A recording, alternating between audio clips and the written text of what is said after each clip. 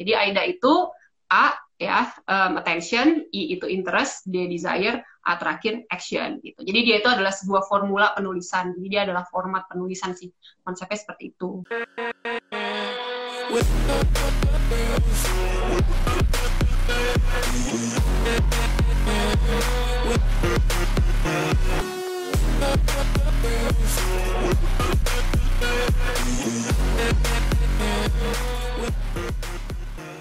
Halo. Widih, Halo. ngobrol sama kontak loh. Deg-degan banget nih Om. Duh, apa kabar Om? Sehat? Sehat. Ya, ini saya panggilnya Lisa, Kak Lisa atau gimana enaknya?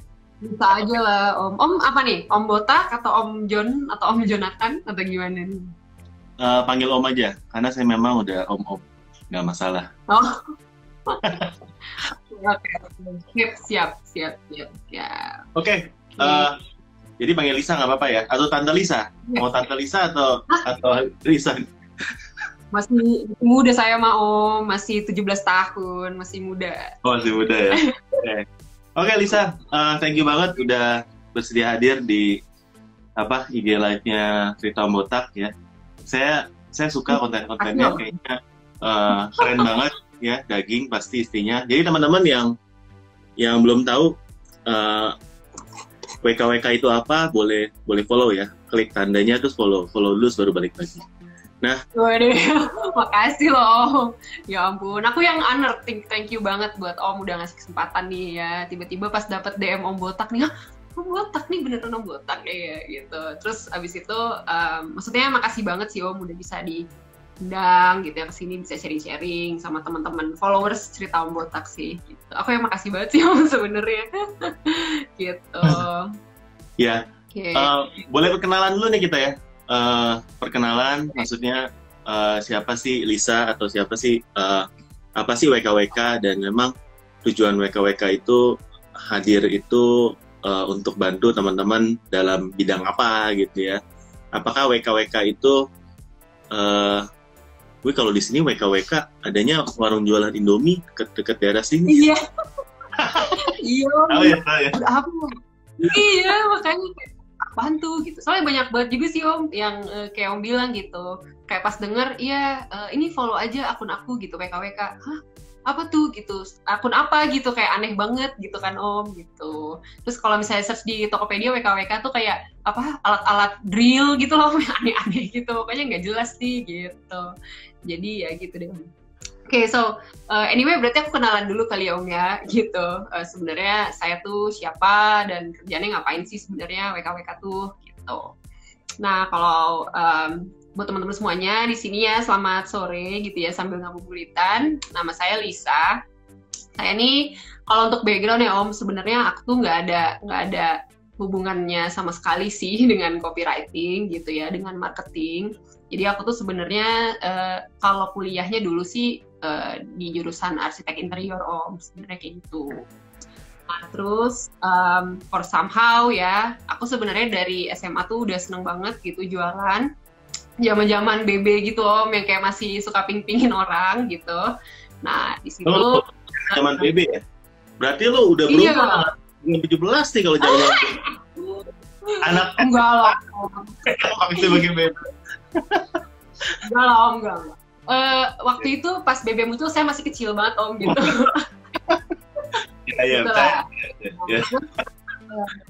Habis itu, nah terus kan itu sempat jualan gitu sih Om. Nah cuman waktu itu setelah jualan, karena kuliahnya kebetulan aku kan jurusannya arsitek gitu ya Om, kayak mau mati gitu, pusing banget gitu, kerjanya banyak gitu, tugasnya banyak.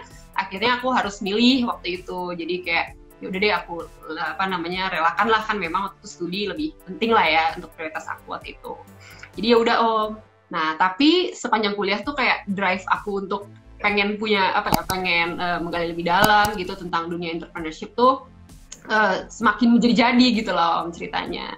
Nah jadi setelah lulus aku kemudian berpikir ya, waktu itu sempat setahun sih aku masih kerja di sesuai dengan bidang aku gitu, yaitu interior. Nah tapi setelah setahun aku ngerasa kayak, aduh nggak bisa nih Om, tidak bisa terbendung lagi ya keniatan ini gitu. Jadi akhirnya aku memutuskan nih Om, kayak, aduh gue pokoknya pengen switching nih ke something yang memang bisa mendekatkan aku ke goal dengan tujuan pengen punya bisnis sendiri gitu.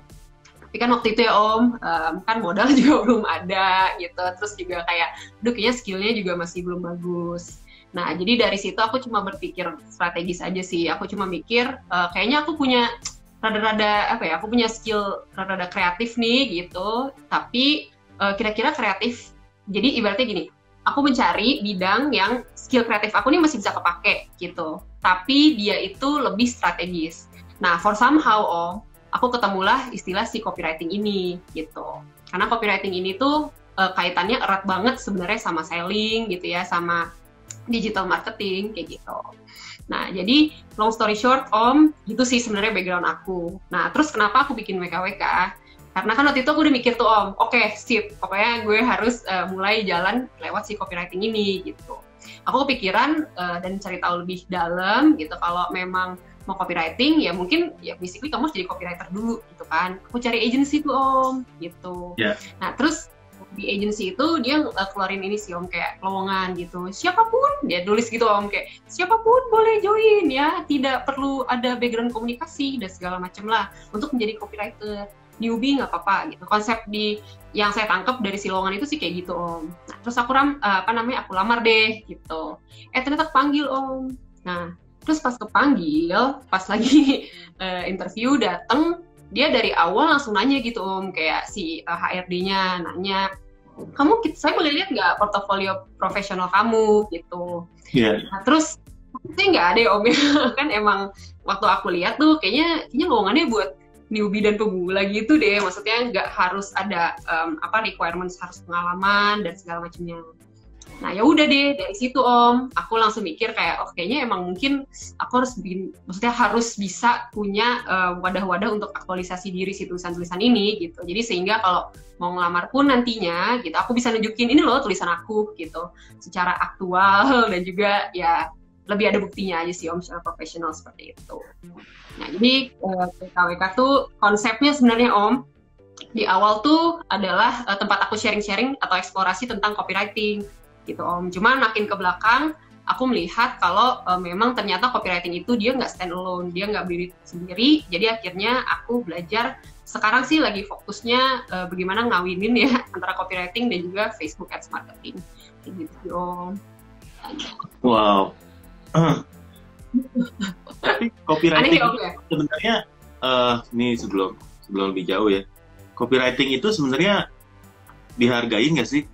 Atau orang sebenarnya cuma lihatnya, lu nulis doang ya, ngemeng doang kok minta dibayar gitu istilahnya sebagai copywriter atau sebagai, penting nggak sih? Karena terus terangnya dalam kayak bisnis online itu jarang sekali ada orang yang punya tim sebagai copywriter.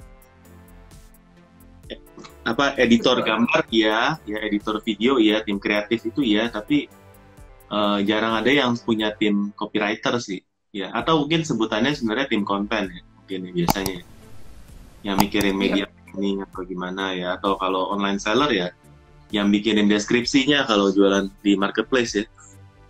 Ya nggak? Betul sekali sih sebenarnya ya, kalau menurut aku nih ya, in my humble opinion ya mungkin kalau aku sih jawabnya seperti ini gitu Itulah sebenarnya ya yang Om ceritakan tadi, itu adalah keresahan aku juga sih sebenarnya gitu. Di awal copywriting ya, seringkali nih saya lihat ya di digital marketing itu rata-rata nih saya melihat ada geng kreatif sama ada geng data gitu lah konsepnya. Nah, geng kreatif ini ya yang tadi seperti yang Om bilang gitu ya, misalnya orang-orang yang graphic designer lah, video editor dan segala macam. Dan biasanya copywriting juga ditaruh di bagian ini nih, sisi kreatif lah ya, konsepnya seperti itu. Nah, kalau yang geng data nih ya biasanya kan tuh yang SEO gitu ya, terus juga ya paid advertising ya, SEM dan segala macamnya seperti itu. Nah, tapi jujur aja ya setelah aku berpraktek nih ya nulis kan memang sebenarnya kalau aku di awalnya itu menerima banyak sekali jasa penulisan landing page kayak gitu. Jadi aku memang mencoba nih ya untuk ngulik lah ya konsepnya di landing page, berbagai macam tulisan dan juga mempraktekkan yang orang-orang bilang tuh ya kan, teori-teori harus AIDA, harus apa dan segala macamnya gitu. AIDA itu temannya Susi atau siapa ya? Iya, iya, iya. Oke, mungkin buat yang belum kenal, saya perkenalkan ya. Oh, Jadi, AIDA itu menurut saya adalah salah satu formula copywriting yang paling sering digunakan oleh teman-teman ya yang di daerah digital marketing lah ya, atau kalau memang punya e-commerce gitu. Pokoknya kalau memang tujuannya adalah untuk copywriting, biasanya formula yang digunakan AIDA gitu. Jadi AIDA itu A ya, attention, I itu interest, D desire, A terakhir action gitu. Jadi dia itu adalah sebuah formula penulisan. Jadi dia adalah format penulisan sih. Konsepnya seperti itu. Kalau untuk apa aja gitu ya penjabarannya sebenarnya banyak banget sih Om ya di Google gitu. Ini sangat banyak sekali yang menggunakan formula ini gitu. Nah, jadi tadi sampai mana Om tiba-tiba lupa. Oh ya, tadi masalah geng data dan kreatif gitu ya Om ya. Nah, di situ saya punya pengalaman menarik sih Om di awal ketika saya nulis gitu ya. Ini bukannya mau sosok so ide pamer-pamer skill atau apa, enggak sih. Tapi lebih ke kayak ada waktu itu satu klien yang ketika saya bantu, jadi dia tuh jualan suplemen buat ini sih Om. Aku nggak bisa sebut brand ya, unfortunately. Tapi dia itu jualan produknya suplemen untuk sendi Om, gitu. Jadi sendi dan marketnya itu banyakan ya yang udah senior gitu. Oke, nah di awal, ya betul, seperti itu Om. Nah terus abis itu di awal dia nyamperin aku gitu, nih coba nih kamu benerin dong, kan katanya copywriter nih gitu kan, katanya udah ngerti nih teknik-teknik penulisan yang persuasif, udah lu bikin deh gitu.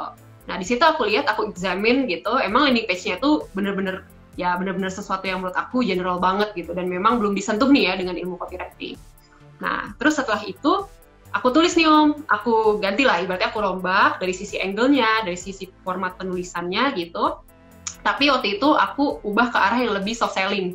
Ya, jadi aku cerita bagaimana suplemen ini gitu, karena memang kebetulan setelah dia cari tahu gitu, ternyata suplemen ini banyak banyak digunakan oleh penderita-penderita yang senior ini tuh mereka jadi gini Om, mereka ngerasa bahwa si sendinya itu mulai tidak bisa berfungsi dengan baik. Indikasi utamanya adalah ketika mereka susah tuh berdiri sholat gitu Om. Nah, jadi dari situ mereka ngerasa kayak, aduh kayaknya sendi saya mulai sakit nih, gitu, setelah dicari tahu lebih dalam gitu. Nah, setelah aku dapat informasi itu nih dari si klien aku, kemudian aku tuliskan tuh di landing page gitu. Aku bawa tuh ke angle itu, bagaimana suplemen ini itu bisa membantu ya kelangsungan ibadah dan segala macamnya lah gitu. Aku cerita dan segala macam, udah selesai nih. Nah, waktu zaman itu Om, aku kan nggak pernah tahu ya tentang paid advertising, jadi istilahnya cuman ya udahlah gue tulis dengan harapan akan baik gitu. Nah dari situ udah nggak pernah kontak-kontak lagi, tiba-tiba ya beberapa minggu kemudian dia telepon aku gitu.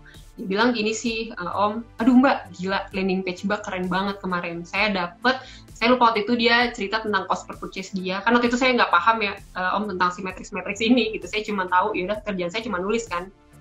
Saya dapat istilahnya tuh iklan itu mantep banget Mbak kayak gitu, dan dari situ dia dapat lagi Om, dia minta ke aku untuk ngebuat lagi sebuah landing page baru untuk produk dia yang lain lah kayak gitu. Jadi aku dapat lagi klien baru, ibaratnya dapatnya kerjaan baru lah kayak gitu dari klien yang sama. Nah dari situ aku melihat bahwa memang sebenarnya ya copywriting itu seringkali Om orang cuma melihat tulisan gitu. Yeah. Padahal kalau yang aku tahu sebenarnya copywriting itu cuma bagian dari satu payung yang lebih besar, yaitu tentang komunikasi Om, gitu. Okay. Aku melihat banyak banget produk-produk bagus yang karena komunikasinya kurang tepat, jadi performanya itu nggak maksimal. Contohnya kalau aku suka ibarat ini kayak gini, jadi ketika kita lihat ada cowok ganteng gitu ya Om ya, ganteng dari sononya udah ganteng gitu. Tapi cowok ini mungkin dandannya biasa aja gitu ya, belum di grooming yang kayak gimana banget. Jadi ketika dia jalan, orang cuma ngeliat, oh ya cowok ganteng. Tapi ketika misalnya ya ada si cowok ganteng ini datang ke sebuah salon ya, di grooming ya, sedemikian rupa gitu, wangi, terus juga pakai perawatan wajah ya, dan segala macamnya di styling, sehingga ketika dia keluar, orang bakal ngeliat, wih gila, ganteng banget gitu. Jadi ada dorongan-dorongan tertentu yang sebenarnya menurut saya inilah yang menjadi salah satu kekuatan dari copywriting si Om gitu. Karena pengalaman saya copywriting itu adalah salah satu cara untuk mempermudah konsumen ya menentukan keputusan pembeliannya dia.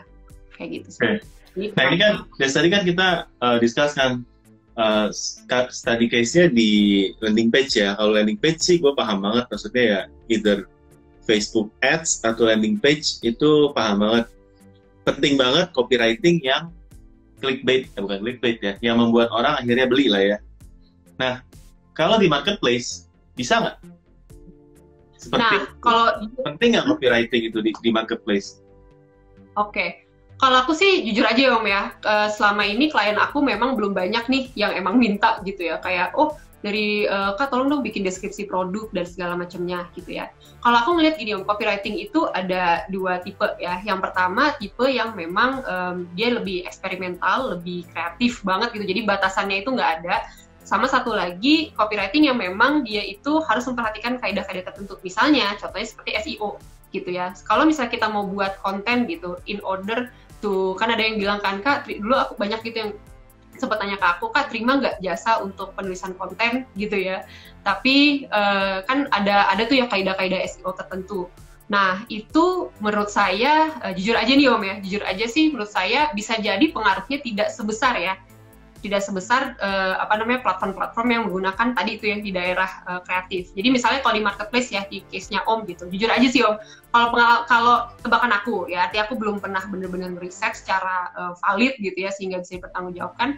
Tapi sih ya, kalau sepengalaman aku, mungkin kayak di marketplace kayaknya lebih baik ya di bawah copywriting-nya ke arah optimasi SEO gitu ya, yang memang lebih ada dampak secara langsungnya sih. Tapi kalau misalnya di arah kreatif gitu ya, yang kayak gimana-gimana, I don't really know ya kalau memang itu akan membawa dampak yang luar biasa sih Om. Gitu. Yeah. Kalau untuk case marketplace seperti itu. Kalau Om gimana? Kan di marketplace kan Om lebih ini ya, fasih gitu. Ya. Yeah. Pengalaman Om. Deskripsi itu salah satu faktor dari konversi untuk orang yang klik terus beli ya. Tapi faktornya nggak besar. Karena kemarin kita sempat beda toko ya, ke salah satu murid di event, di seminar. Lalu waktu kita bilang, oh ya deskripsi itu penting, bla bla bla gitu ya. Terus habis itu dia cek deskripsi dia, top seller produknya dia, deskripsinya kosong. Wih, oke. Ya, jadi kalau gue bilang deskripsi penting, lo nggak bisa jualan kalau nggak ada deskripsi yang bagus. Nih, top seller yang gue potong deskripsinya, laku-laku aja. Ya jadi menurut salah satu faktor dalam konversi, tapi bukan faktor utama. Deskripsi ya. Betul. Aku setuju sih soal itu sih Om ya, karena kan ya aku sih nggak bisa bercerita banyak ya kalau di case-nya marketplace gitu Om. Tapi selama ini sih menurut aku copywriting itu keuntungannya ya, yang paling sering aku lihat works itu adalah relevansi dan juga kejujuran. Ini biasanya kalau copywriting main di dua hal ini Om, itu orang-orang biasanya akan mau untuk berpartisipasi terhadap apa yang kita tulis. Nah, tapi kalau misalnya kita menghilangkan dua hal itu, ya contohnya seperti yang tadi untuk SEO, kan kita pastinya ada kaidah-kaidah tertentu gitu ya, yang memang kita nggak bisa nih pakai sembarangan gitu. Soalnya copywriting itu gini Om, kalau yang versi kedua ini yang aku sebutkan tadi gitu ya, emang eksploratif banget. Contohnya bisa dilihat kayak di IG WKWK gitu. Aku kan kalau ngomong benar-benar kayak pakai bahasa sehari-hari aja gitu. Saya nggak pakai kaidah-kaidah tertentu. Misalnya kan kayak misalnya aku ngobrol sama Om gini ya, jadi ya udah pakai bahasa sehari-hari, nggak ada format bahasa Indonesia yang baik dan benar, yang memang kalau untuk case SEO ini mungkin menjadi tidak optimal gitu. Misalnya kalau SEO kan lebih ke kayak apa ya, contoh case yang mungkin bisa aku bilang, misalnya kayak jual payung gitu misalnya ya Om, itu kan sesuatu yang memang udah base-nya seperti itu gitu. Orang pasti akan menginput ya kata-kata yang sesuai dengan kaidah yang ada gitu, KBBI lah bisa dibilang seperti itu. Tapi kalau misalnya di versi aku, mungkin nggak aku bilang misalnya kayak jual payung nih sis gitu, sesuatu yang memang bisa lebih dimainkan. Itu lebih cocok sebenarnya untuk di sosial media, untuk di landing page gitu ya, untuk di website gitu sih Om. Tapi kalau untuk yang marketplace, aku kayaknya sih aku masih setuju seperti yang Om bilang tadi sih, gitu. Bukan faktor utama kayaknya sih. Nah, kalau gitu mungkin copywriting kita nggak bisa lihatnya dalam satu hal yang sempit hanya untuk deskripsi aja.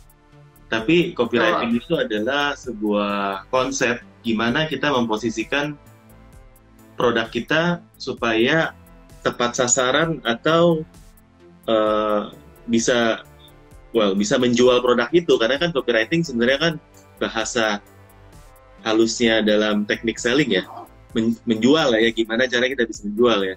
Nah, sedangkan dalam marketplace itu yang kita punya toolsnya adalah pertama, tadi kan SEO itu dari mana? Biasanya dari judul produk. Jadi kata-kata kuncinya harus benar ya untuk bisa menyasar. Nah, itu sebenarnya bisa merupakan hasil dari copywriting. Kalau tadi kita jual obat untuk orang yang sakit sakit sendi ya, glukosamin gitu, ya kan, kalau yang teknis akan hanya sebut mereknya, brand, dan glukosamin obat sendi ya. Tapi kalau tadi kita udah sampai ke case-nya, glukosaminnya kita mau mainin ke arah orang yang pas case-nya setelah sholat terus waktu bangun sakit ya. Nah, itu kan udah sangat spesifik ya. Jadi kita mau mainin ke arah sana. Jadi mungkin the whole concept of this product ya, dari cara dia judulnya ya, glukosamin obat untuk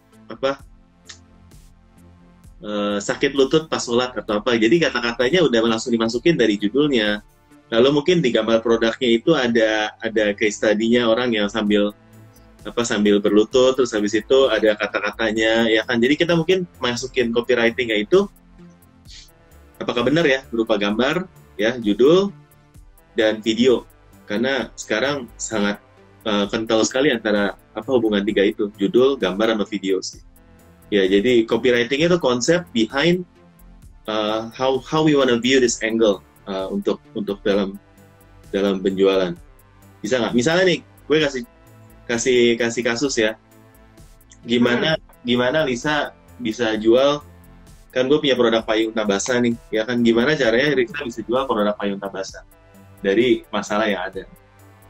Kalau jual payungnya kayak gimana? Oke.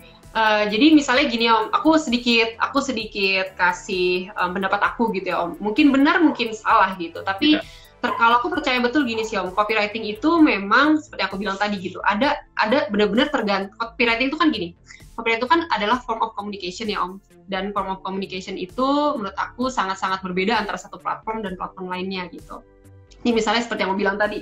Kayak contoh di marketplace misalnya yang tadi obat sendi gitu ya. Terus kemudian kalau misalnya benar-benar dibuat spesifik nih ya Om gitu, kayak di judulnya gitu, misalnya jual obat sendi agar sholat lancar, misalnya kayak gitu ya Om. Nah, aku nggak tahu tuh apakah beneficial atau enggak nih ya untuk dari sisi, maksudnya gini, orang banyak nggak sih nyari keyword kayak gitu sebenarnya di marketplace kan? Nggak tahu, sisi Om gimana gitu. Itu kan sangat spesifik ya. Kemungkinan ada, tapi nggak akan seluas kalau orang carinya yang umumnya adalah obat sakit lutut, misalnya hal besar. Nah jadi gitu Om. Ini maksud aku. Kenapa gimana? Sorry Om, sering kepotong. Gimana? Mainnya kata kunci spesifik itu, kata kunci yang memang dalam banget. Dan ketika untuk produk-produk tertentu itu bagus, ketika misalnya kita jual obat sendi yang memang udah berdarah-darah ya, udah marginnya udah nggak ada, ya kita nggak akan pakai kata kunci yang sama dengan produk lain, tapi kita main kata kunci yang khusus ya, obat untuk sakit pas sholat misalnya saya kita masih ngomongin bahasa itu tadi ya. Iya. Jadi ketika dicari produk kita aja yang muncul, yang lainnya nggak ada. Nah, itu kita akan menciptakan blue ocean gitu di marketplace. Oh, I see. Tapi berarti kalau yang aku lihat gini, berarti beneficial kalau memang ada banyak yang nyari ya Om gitu. Maksudnya kalau udah spesifik nih, oke. Tapi kemudian yang nyarinya sedikit gitu, apakah kemudian is it better gitu dibandingkan dengan misalnya saya berdarah-darah, atau mungkin saya mendingan misalnya nambah value dari sisi produk gitu. Sehingga pada akhirnya dengan kata kuncinya general, orang lebih pilih produk saya dibanding yang lain. Misalnya seperti itu sih Om. Karena aku cuma takutnya gitu. Kalau mungkin di marketplace, apakah pakai sesuatu yang super spesifik yang sampai orang juga nggak akan nyari. Tapi kalau misalnya gitu saya bawa ya angle ini ke si Facebook Ads gitu misalnya nih Om, dalam konteks kan orang kalau di sosial media suka baca-baca ya tentang informasi, tentang edukasi, mungkin dia akan more likely to click ya. I don't know sih Om, saya juga nggak bisa memprove datanya sih. Cuman kalau aku ngelihatnya lebih ke copywriting itu memang usage-nya itu tetap tergantung platformnya sih Om, kayak gitu sih. Kayak Gimana Om? Menurut Om? Kayak postinganmu yang gambar kucing sama orang lagi peluk kucing gitu. Maksudnya ya buat gue ya itu copywriting gitu ya. How you choose the picture that you want to show in your product, it's a copywriting in itself gitu kan. Jadi sebenarnya itu juga copywriting, dan kadang kalau lu pikir kok ini orang bisa jualan lebih laku padahal gambarnya sama-sama cakep ya, karena mungkin dia nggak mikir gitu, ini asosiasi gambar ini apa dan asosiasi gambar ini apa. Ini mahal. Iya, oke. Aku nangkep poin Om gitu. Oke, nah terus berarti tadi ya kasus payung Tabasa nih Om gitu. Kalau misalnya dari aku nih gitu, kalau aku sih biasanya tentunya misalnya kalau ceritanya gimana nih cara kamu formulasikan gitu ya kata-kata yang menarik gitu. Kalau aku memang selalu dari awal sebenarnya ya Om, aku harus basis dulu, riset dulu nih gitu. Sebenarnya payung is payung gitu ya kan, semua orang juga tahu payung gitu. Tapi apakah kemudian misalnya Om punya kelebihan Om dibanding payung lain apa sih gitu misalnya. Kalau dari Om coba nih, enak nih seru ya, aku ngobrol langsung sama Om. Boleh. Botaknya nih. SP-nya apa nih Om gitu ya payung, kan, biasanya. Payung kita adalah payung premium, jadi kita biasanya nggak jual payung yang harganya tuh murah, tapi memang premium, tapi kita kasih value. Jadi people are willing to buy our products, our umbrellas, because pertama dari produknya memang bagus. Jadi bukan karena kita mahal, tapi karena produknya sama yang jual harga murah. Jadi ada value-nya. Pertama, bahan payungnya itu dari ponji, jadi ketika air hujannya kena ke bahannya, dia akan langsung turun kayak daun talas. Jadi daun talas. Payung itu nggak bikin berat pas pegang payung, karena kan langsung cepet turun ya. Kalau payung yang kainnya jelek, dia nyerap jadi berat. Ya. I see. Yang kedua, gampang kering. Karena dia nggak nyerap, ya kan. Nah, yang ketiga kita ada lapisan anti UV warna hitam. Nah, lapisan anti UV juga cukup tebal. Itu bisa dibuktikan kalau misalnya kita senterin itu dibandingkan sama lapisan anti UV yang murah. Kalau yang murah itu nembus cahayanya, kita enggak. Oke. Bahannya ya. Jadi itu juga kuat ya. Kalau payung yang murah itu istilahnya sekali 2 kali pakai bisa rusak ya. Walaupun sama-sama jajah. Kalau kita dari besi yang bagus, biasanya catnya warna hitam kalau besi bagus. Jadi kalau mau payung itu kalau kayak nggak ada contohnya, mau dibengkokin gitu ya, itu nggak patah. Kalau payung jelek digituin langsung patah. Nah, biasanya kita motif-motifnya cukup unik, nggak ada di pasaran ya. Dan banyak dari seri-seri kita yang kita ada 3D magic, jadi motifnya misalnya motif awan, terus kalau dibasahin kena air dia bisa berubah jadi warna-warni kayak gitu-gitu sih. Tapi kita keren banget. Oke. Iya. Tapi langsung check out. Dan itu target kita. Gimana caranya orang dapat experience kalau beli payung di pasaran misal kaki 5 gitu, nggak pernah dapat barang yang kayak gini ya, mereka beli di Tabasa, mereka dapat experience beli payung yang memang kualitas ya, yang istilahnya lu beli lagi nanti sama kita bukan karena payung lu rusak ya, tapi karena hilang. Diambil orang gitu. Saking bagusnya diambil. Dan doa kita itu juga enggak. Payung itu hilang.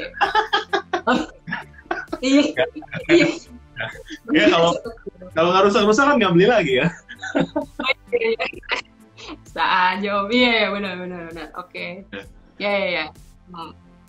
Ini aku nggak tahu ya apa applicable di marketplace atau enggak, tapi boleh sih buat nanti silakan ya Om bisa explore. Menurut aku gini Om, tadi ada yang menarik tuh Om bilang ini tuh ibaratnya kayak kalau beli payung saya, kan namanya marketing ya Om, kadang-kadang kita suka kayak agak ya digede-gedein dikit gitu, tapi biar gitu ya. Misalnya gini, milih payung apa suami, satu untuk selamanya gitu misalnya gitu. Jadi lu beli payung tuh udah seperti milih suami gitu, bener-bener dilihat tuh kualitasnya. Kan Om cerita tadi ya tentang bagaimana payung Om ini nggak kayak payung lainnya nih, ini tuh payung yang bener-bener misalnya bisa dibilang dari sisi kualitasnya juga premium gitu kan. Jadi bener-bener kita tuh milih payung tuh harus yang super teliti gitu ya, super apa namanya benar-benar turuf gitu ngeliat semuanya. Jadi payung apa suami satu untuk selamanya. Boleh. Salah satu. Gitu. Atau misalnya tadi Om bilang lagi ada motif-motif yang lain gitu. Kapan lagi kembaran payung dengan OOTD kamu, misalnya gitu. Jadi katakan payungnya ada yang motif bunga sakura, nanti ada fotonya, contohnya misalnya Om CS-nya deh gitu, suruh pakai bunga sakura atau kimono terus pakai payungnya, tapi kan biasanya kalau orang Jepang kan payungnya yang kertas gitu kan Om. Nah Om nih payungnya tabasa nih gitu kan, jadi nanti kesannya kayak diedit kayak di Jepang gitu kan, menarik Om gitu. Nah kalau aku sih lihatnya copywriting itu form of idenya, cuman nanti eksekusinya itu banyak gitu, bisa berupa ada gambar gitu ya, kan ada aja kan Om sekarang model kalau misalnya lihat iklan pun ataupun juga misalnya di marketplace kan ada gambar atau video, even di gambar dan videonya ada copywritingnya juga kan, ada tulisan-tulisan gitu. Nah itu bisa tuh gitu, serasa payung tabasa serasa di Jepang gitu. Jadi ada unsur-unsur menariknya yang kayak tadi juga tuh ya, payung apa suami nih satu untuk selamanya gitu-gitu. Itu sih menurut aku Om. Ya, jadi di bawah ke arah yang lebih ekspor, karena kan apa ya, karena menurut aku payung is payung ya. Apakah memang payung Om ada fitur tertentu yang misalnya ditutupnya gimana atau apa? Kalau sama sih harus dibawa ke emosional kan katanya gitu. Ya memang susah untuk nge-branding, kalau dari gue sih memang sampai sekarang juga kita namanya branding itu susah sih, apalagi branding barang yang memang udah ribuan tahun. Jadi untuk masuk ke dalam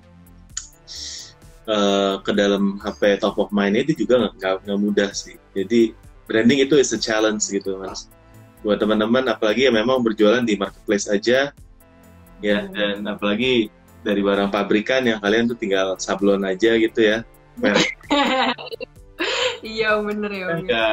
Nggak gampang gitu ya untuk menciptakan value, dan ini mungkin salah satunya adalah dengan copywriting yang bagus yang dilakukan secara konsisten dan berulang-ulang sampai akhirnya dapat gitu untuk mindsetnya, dapat di dalam otak, karena kan harus diulang-ulang terus ya sampai akhirnya dapat.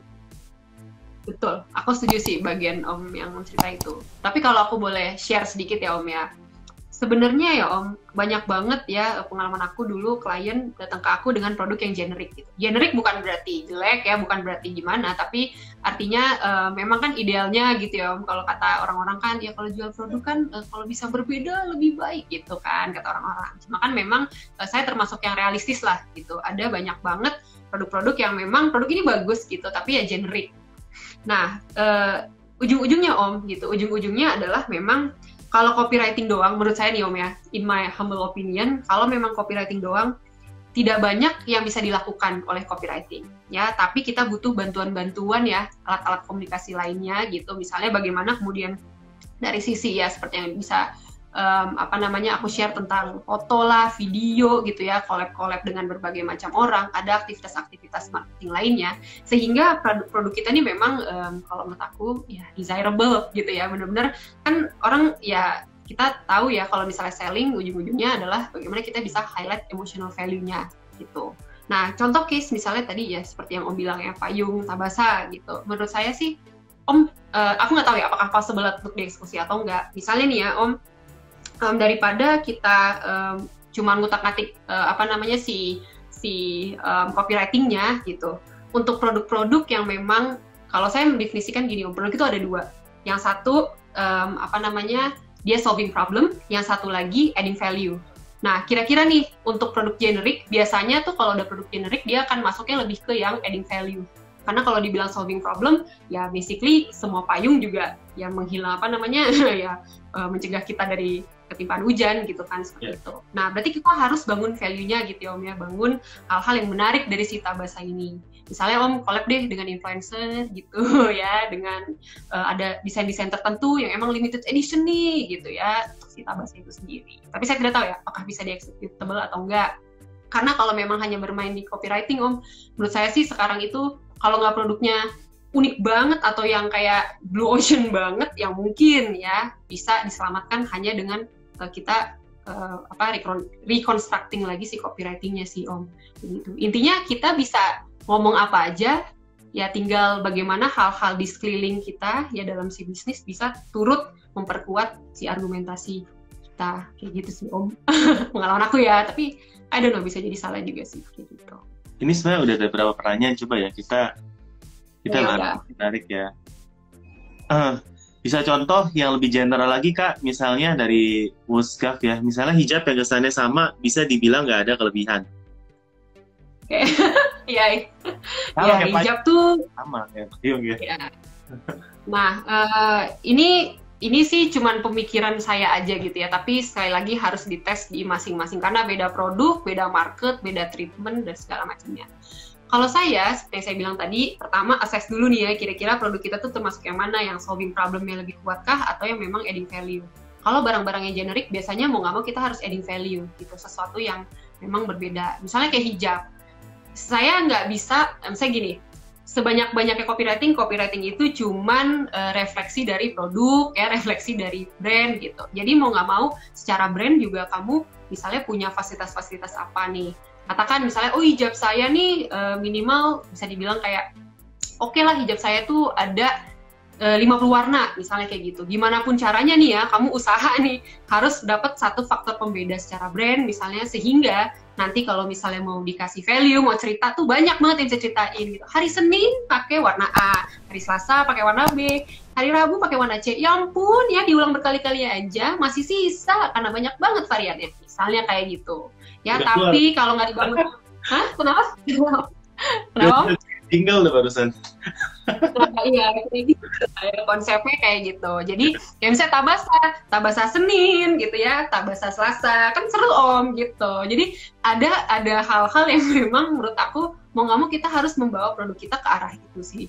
Kayak gitu. Jadi, kayak hijab tadi ya, kalau perlu, makanya, copywriting itu hanyalah tulisan ya untuk produk-produk yang memang perlu dibangun value, apalagi kalau produk-produk yang bisa dibilang visual. Mau nggak mau ya harus naikin lagi kualitas visualnya, misalnya ya foto modelnya harus modelnya siapa, orang-orang tertentu, misalnya influencer atau kayak gimana, atau juga bisa pokoknya tuh kita harus step up the game lah, ibaratnya kalau udah di tipe produk yang kedua nih, gitu yang nambah value, kayak gitu-gitu sih. Itu saran dari aku, gitu ya. Jadi jangan cuman, aduh dapat hijab dari supplier, foto, sell, terus habis itu misalnya harganya murah dan segala macam. Kalau cuman itu yang dibawa, aduh di marketplace mah berapa banyak hijab-hijab yang harganya juga edan-edan gitu. Si pengalaman aku ya. Seperti itu sih, Om. Semoga sedikit menjawab.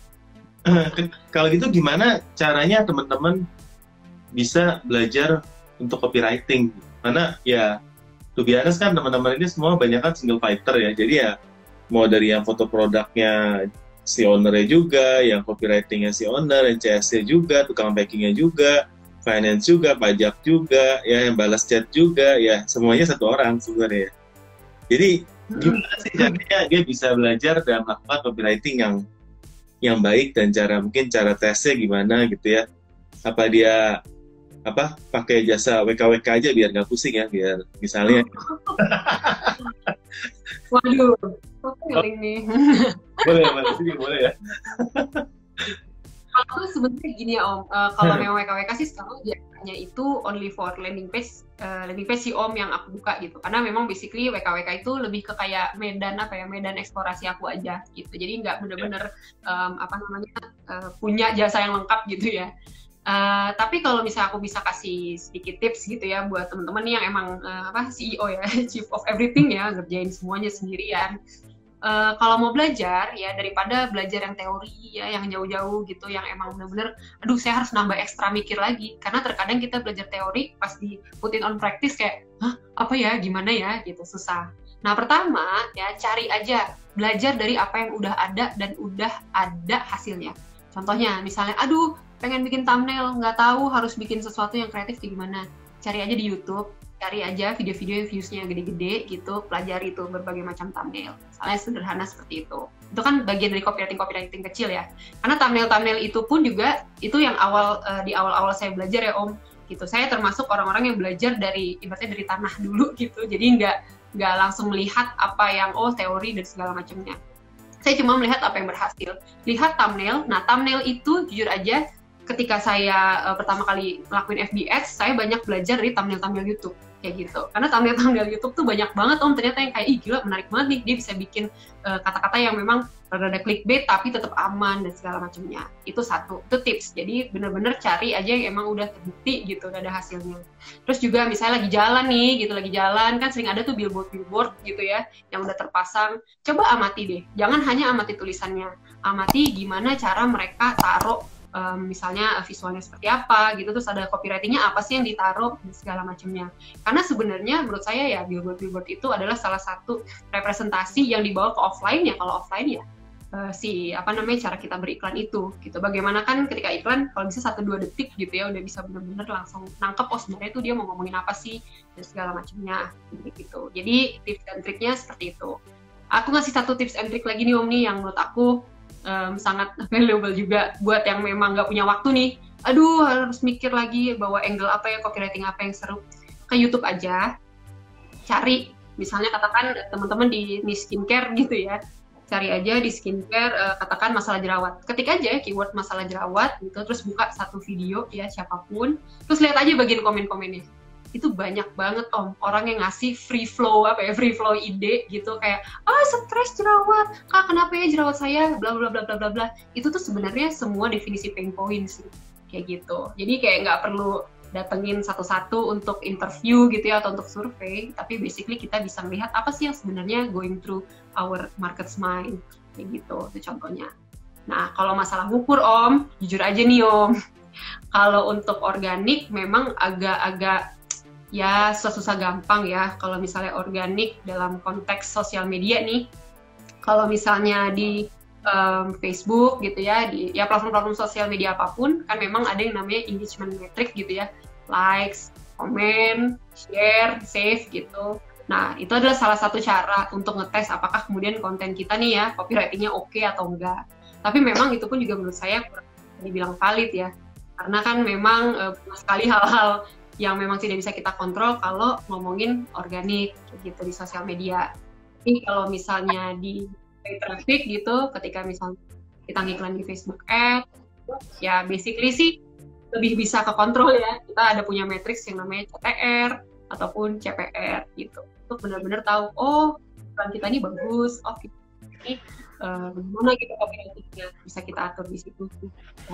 Aku nggak tahu sih kalau di marketplace iklannya gimana sih Om? Kalau misalnya ads di marketplace tuh keyword only atau gimana sih Om?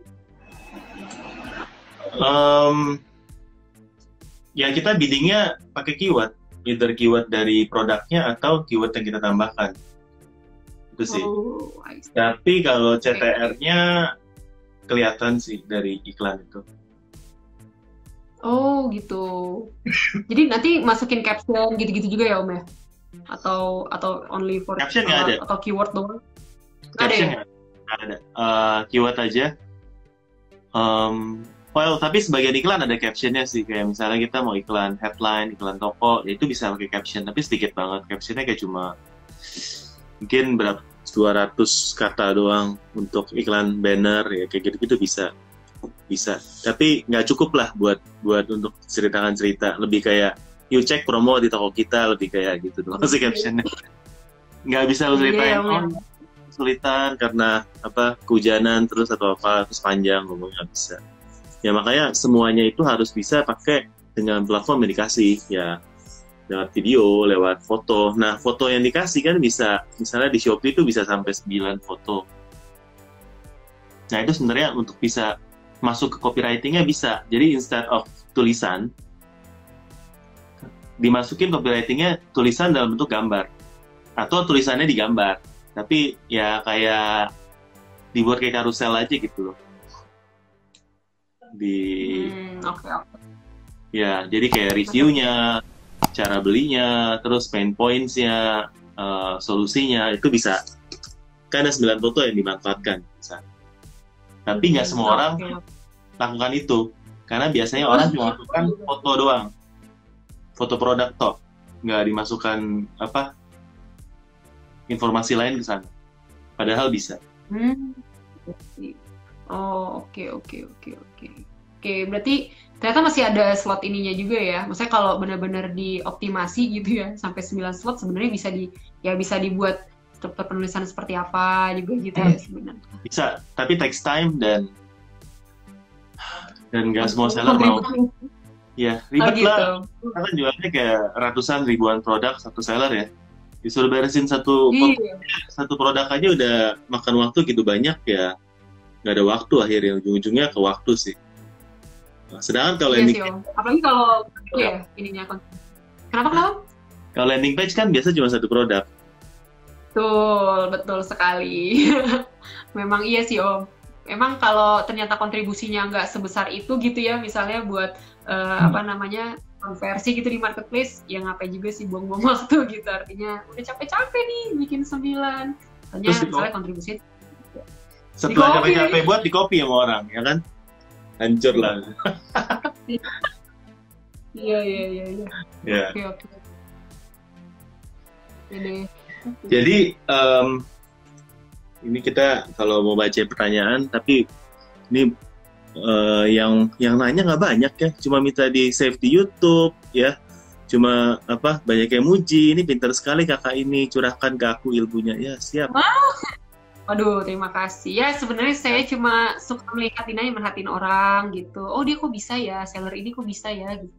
Jadi lama-lama kepikiran sendiri gitu. Terima kasih. Kita ada waktu 10 menit lagi ya.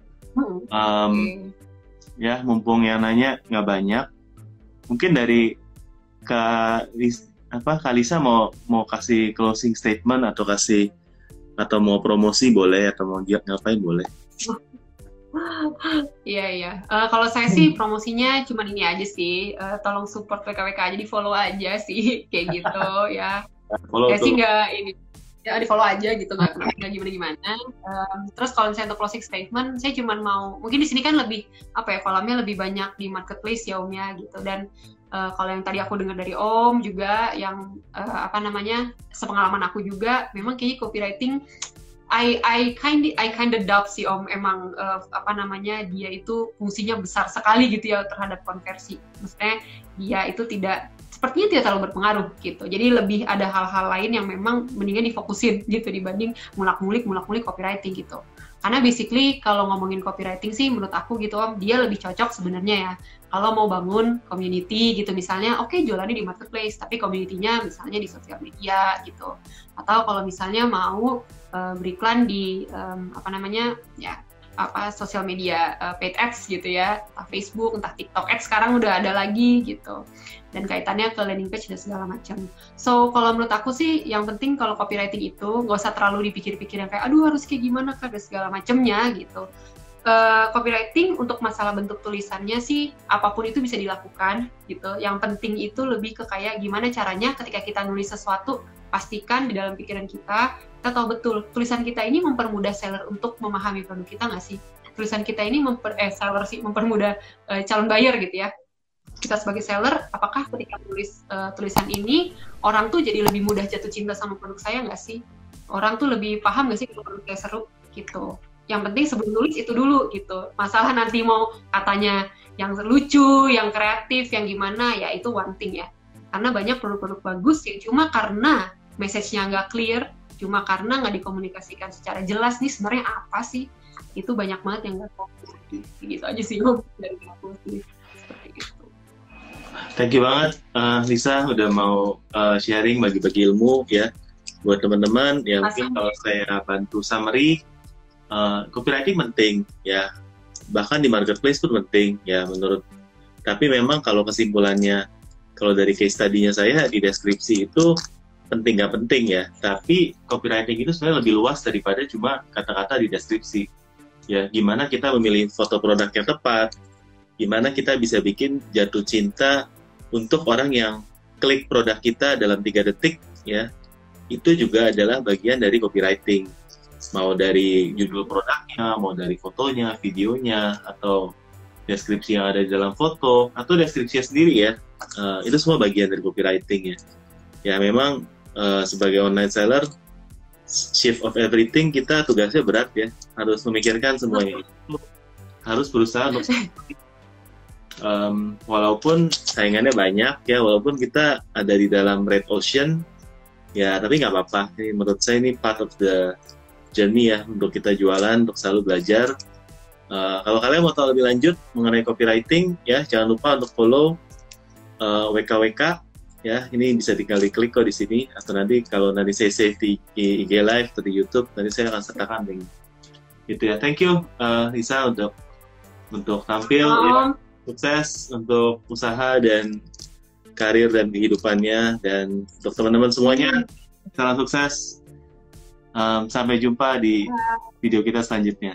Bye.